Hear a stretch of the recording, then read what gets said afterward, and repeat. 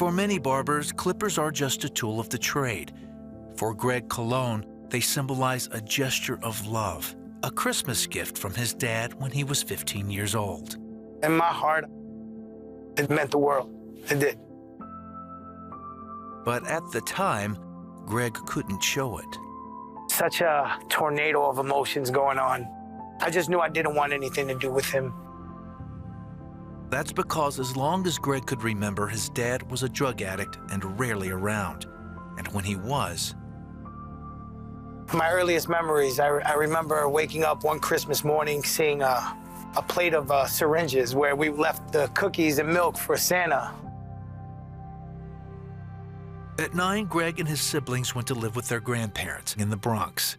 They had little to offer in terms of material things, but what they could give was love.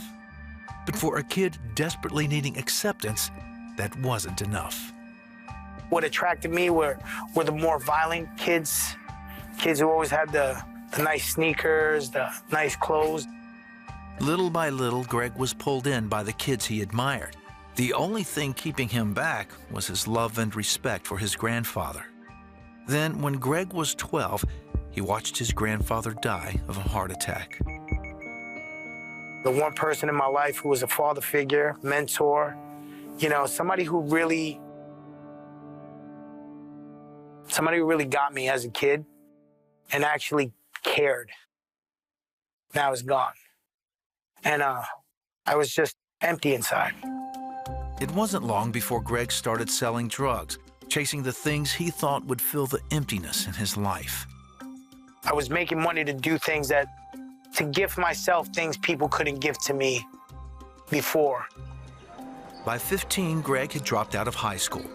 Not only was he selling drugs, he was using them. It was then he and his brother moved in with their dad, who was now drug-free and wanted to build a relationship with his sons. But Greg couldn't let go of his hurt and anger.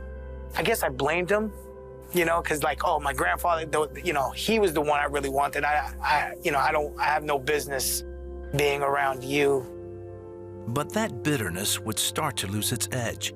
It was Christmas of that year. By then, Greg had started cutting hair for some of the boys in the neighborhood. I opened up one of my gifts, and it was like a real good pair, like a professional pair of clippers. And he was like, oh, no, because I know you're into this. So, you know, I think he saw how much I actually enjoyed it. It took time, but the rift between father and son began to close. Then Greg would suffer more devastating losses. First, his mom, who died from alcoholism. Then, 2 years after coming back into his son's life, Greg's father died from AIDS when Greg was 19. I just felt so guilty that I didn't have a chance to right any wrongs. By now, Greg was all in building his drug business. He even opened a barber shop to serve as a front. And while it afforded him the lifestyle he had dreamed of, it didn't fill his need to be loved or ease the pain of his losses. It was all about me. It was about money, it was about greed, and it was about self-indulgence.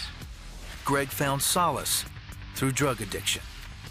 I just didn't know how to live without any sort of substance. I liked it. I loved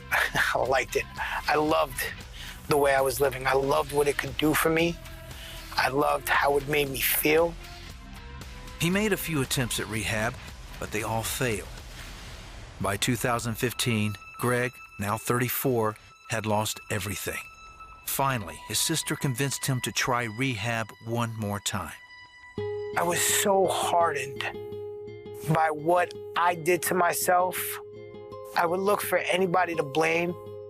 And now there's like really nobody left for me to blame but God. After completing a detox program, he moved into a recovery home in Alexandria, Virginia. There he met Pastor Garrett Kell. He opens up the book of John, and right away he starts pointing me to Jesus. And he was like, you know he loves you. I never thought anybody did. Through church and the support of a Christian community, Greg felt the years of hurt and anger falling away.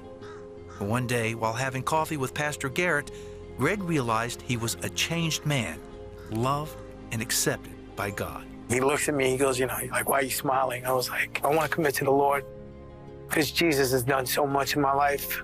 I got some sort of freedom. I got a peace in my heart. My life has changed. My world got flipped upside down, and Jesus did all that for me. I'm a man of the Lord. I'm the son of a king. Today, Greg is still a barber and loving it, because every time someone sits in his chair, he sees an opportunity to share his story and the life-changing power of Jesus Christ. The word is life. The gospel is true. When you accept Jesus Christ into your life, change just happens. It just happens.